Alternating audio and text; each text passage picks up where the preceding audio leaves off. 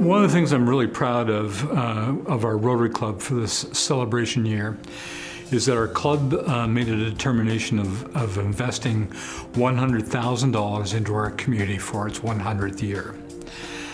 So to that end, we've mentioned some of the projects. We talked about the Rotary Music Garden, which was our first gift to the city as part of that $100,000 commitment. We also committed the fitness park, the publication of our Rotary Club history, as well as this particular documentary so that we could capture our Rotary history.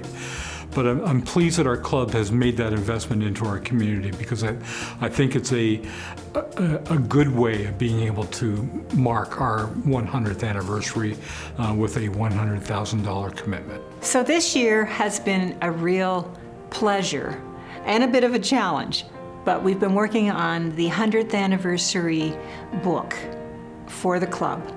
And it's about the club. It's about what the club has been through. It's about the people who have been either presidents of the club or who have been members through the years and the work that they've done. One of the things that I think the reader will find is how many of the prominent citizens, the founding fathers of the city of Belleville, have been presidents of Rotary or members of Rotary.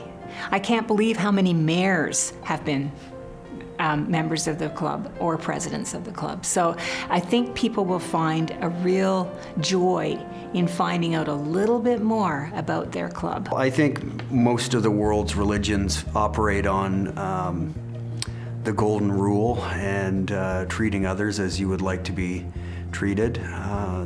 The Rotary motto, as we know, is service above self. And serving your community, I don't think there's any more proud thing that you can do. In addition to all of the fond memories of my membership, we one time had an exchange student from Brazil. That was back some 37 years ago. We still keep in contact with her, and as it happens, within the next month, our eldest daughter and her husband will be visiting with her in Brazil. And I also had an opportunity of being able to witness some of the impact of Rotary. And just as an example, in 1971, our family was traveling. Dad was the I guess it would have been about maybe even 1970. Our family was traveling in Europe. Dad was going to be the incoming president for the Rotary Club of Belleville. There was a lady that was on our bus tour. Her name was Mrs. Johnson.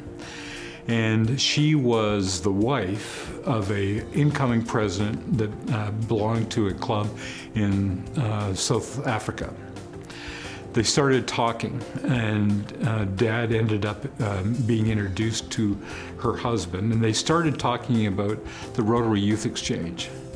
And from that very simple discussion led to the establishment of the Rotary Youth Exchange program for our Rotary district, which has had a significant impact on the lives of hundreds of youth exchange students, both from the Belleville area, but also the students who were inbound from international clubs. So I've seen the impact and witnessed the impact of, and I remember my mom and dad getting a letter after hosting one of the youth exchange students. And they said, "We sent over a little girl, you sent back a young lady." And I've always remembered that. And it's just an example of the type of impact that Rotary can have. One of the benefits of Rotary that I've experienced is the chance to visit Rotary in other countries. When you're a member of Rotary, you get to walk into any club anywhere in the world and be treated as somebody that's already a member. And I've taken advantage of that in the UK, in Europe, in Nepal, in Australia, in other places where I've traveled. You also have the chance to attend international conventions, which are held annually, and I've been to 6 of those conventions, including the one in Australia. So that gives you an opportunity to meet Rotarians from all over the world and hear about their projects, their work, as well as hear very inspirational speakers who promote the ideals of Rotary and the values that we subscribe to. So those are just some other dimensions that we sometimes overlook, but are very much a real part of the Rotary experience. All of our Rotarian presidents do attend the Rotary International Conference. And some of them, like the last one last year, was in Hawaii, or the one this year is in Hawaii, and another one in, they're always in a different country. Well, I was really, really fortunate. Mine was in Philadelphia. And we did observe the crack in the Liberty Bell. I look forward to continuing to be involved in Rotary as long as I'm alive and able to go to the meetings.